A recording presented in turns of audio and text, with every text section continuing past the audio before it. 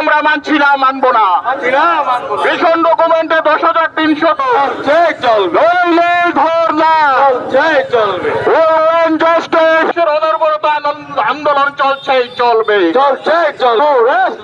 অর্জিত অধিকার রক্ষার দাবিতে 10,323 লড়ছেই।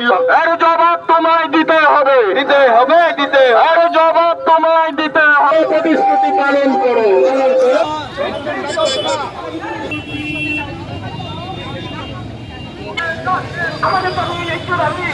মহাকরণ অভিযানে আমরা গিয়েছি, কিন্তু এখন অবধি মাননীয় মুখ্যমন্ত্রী আমাদের সাথে দেখা করেনি। কাজে আমরা মুখ্যমন্ত্রী যতক্ষণ পর্যন্ত স্পষ্টীকরণ দেবে না ততক্ষণ পর্যন্ত আমরা রাস্তায় থাকব। তার জন্য এখানে চলে এসেছি। কোন জায়গায়? সিটি সেন্টারে। এখানে কি এখন কোনো? হ্যাঁ, এখন কোন অবস্থান চলবে যতক্ষণ পর্যন্ত মুখ্যমন্ত্রী আমাদের সাথে দেখা না করছে ততদিন পর্যন্ত আমরা এখানে বসে থাকবো। আপনি কি মনে করেন মুখ্যমন্ত্রী দেখা করবে? হ্যাঁ, আপনারা কি আশাবাদী যে মুখ্যমন্ত্রী আপনাদের সাথে এই বিষয় নিয়ে দেখা করবে? আমরা তো তাদের স্লোগানেটা আমরা মুগ্ধ, সবকা সাথ, সবকা বিকাশ, সবকা বিশ্বাস। তাহলে তো আমরাও তো বিশ্বাস করা উচিত। বিশ্বাস যদি না করে তাহলে আমরা শিক্ষকের মতো আচরণ আমি মনে করি না। কাজে আমরা বিশ্বাস নিয়ে আছি। ওরা কথা দিয়েছে, এই কথার উত্তর পেতেই আমরা রাস্তায় আছি। আমি মিডিয়া বন্ধুদেরকে ধন্যবাদ জানাই। দেখুন, আমরা গত ডিসেম্বরের 30 তারিখ সমস্ত 10,323 সংগঠনকে নিয়ে আমরা মিটিং করেছিলাম।